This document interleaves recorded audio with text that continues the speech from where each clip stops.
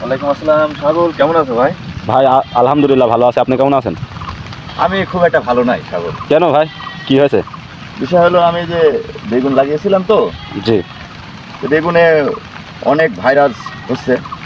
এই যে আমার গাছগুলি সব এই যে ভাইরাস হলুদ পাতা হয়ে যাচ্ছে, এই যে দেখছো? জি দেখা যাচ্ছে তো। হ্যাঁ, এই যে বিষয় হলো, আমি এই বিষয়ের উপরে আজকে তোমার কিছু কথা বলি। বলেন দেখি শুনি আপনার। আমি এই বেগুনের গাছের বয়স আজ 4 মাস। এই জমিটা আমার খাজনা করা। এখন অনেক গাছ, মানে এখানে আমি 1400 গাছ লাগাইছিলাম, প্রায় 400-500 গাছ আমি তুলে ফেলেছি। আমি এদের যারা ওষুধ বা সার বিষ বিক্রি করে তাদের কাছে গেলাম, তারা বলছে যে ভাই এর কোনো সার আর কোনো ওষুধ নাই।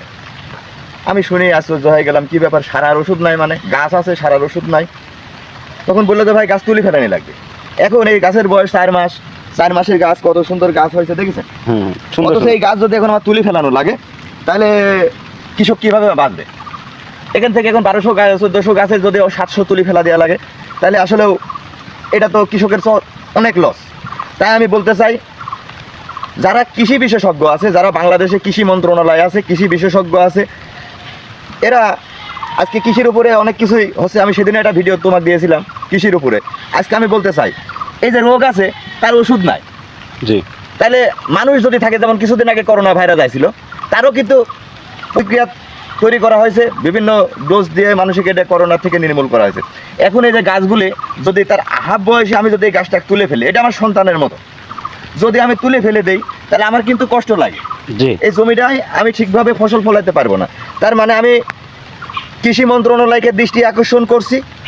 আর এই ভিডিওটা আপনারা কৃষক ভাই যারা আছেন, যারা দেশে ভালোবাসেন, এটা আমাদের সবার জন্য। আমি এই বেগুন লাগিয়েছি, একলা খাবো না, দেশের মানুষ খাবে, সেই আশা করে আমি লাগিয়েছি। এখন আপনাদের সবাইকে বলবো যে ভিডিওটা শেয়ার করে দিবেন, যাতে এটি কৃষি মন্ত্রণালয় পর্যন্ত পৌঁছায়, মাননীয় প্রধানমন্ত্রীর দৃষ্টি আকর্ষণ করে যে এইভাবে কৃষকরা ক্ষতিগ্রস্ত হয়ে যাচ্ছে। আমরা 1 বিঘে জমি আবাদ করি, যেখানে 1200 চারা রোপণ করার পর সেখানে আমার 500-600 চারা ভাইরাস হয়ে যাচ্ছে। জমি আমরা কৃষকরা এই জায়গায় খুব ক্ষতিগ্রস্ত হয়ে যাচ্ছি।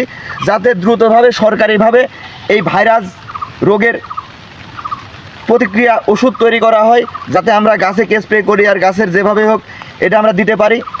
আমি ঈশ্বরদী কৃষকদের বলতে চাই, আপনারা এটা নিয়ে যদি কেউ কিছু জানেন, কারোর যদি কিছু জানা থাকে এই ভাইরাসটা সম্বন্ধে আপনারা জানেন, তাহলে অবশ্যই আমার কমেন্টে জানাবেন। ভাই, আমি এই ভাইরাসের কারণে আমি বিপদে আছি, আমার গাছ সব নষ্ট হয়ে যাচ্ছে। তাই আমি বলবো, যদি এই ওষুধ না থাকে, এই ভাইরাসের ওষুধ তৈরি করা হোক। কারণ একটা গাছ শুরুতে যদি নষ্ট হয়ে যায় তো সেটা স্বাভাবিক ব্যাপার ছিল, কিন্তু এখন গাছে ফল ধরবে, সেই টাইমে এসে আমার গাছ নষ্ট হয়ে যাচ্ছে। এতে আমি ক্ষতিগ্রস্ত, বা আমার মতো আরও হাজার হাজার কৃষক এই বাংলাদেশে ক্ষতিগ্রস্ত।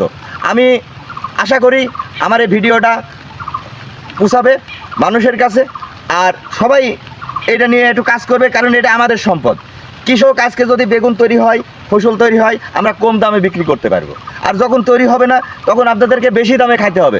তাই এটা আপনাদের, আমার শুধু একা দায়িত্ব না, শুধু কৃষক ভাইদের দায়িত্ব না, এটা বাংলাদেশের 20 কোটি মানুষের দায়িত্ব এই জিনিসগুলি নিয়ে আলোচনা করা।